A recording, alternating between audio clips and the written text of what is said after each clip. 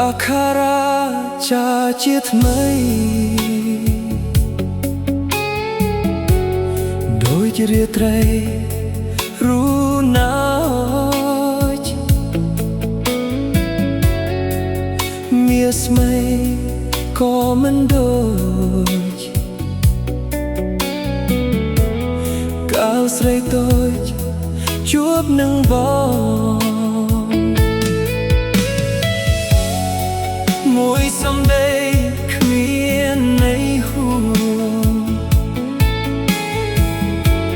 សូមជួយឆ្លើយខ្ញុំផងបើជាតិនេះបានដូចបំណងស្នេហ៍ប៉ុនប៉ងជាគូ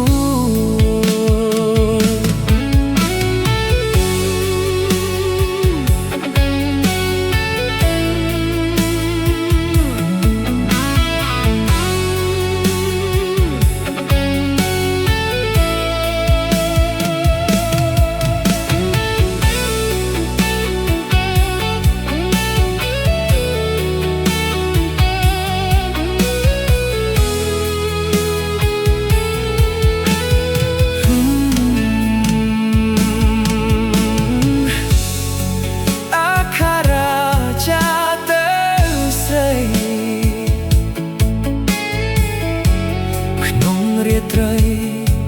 រូណាចមាសស្មីក៏មិនដូចកាលស្រីតូចជួបនឹងបងអូជំនោវីយោថ្មីនៅច្រៀងអាឡោហអបរាចាទៅស្រី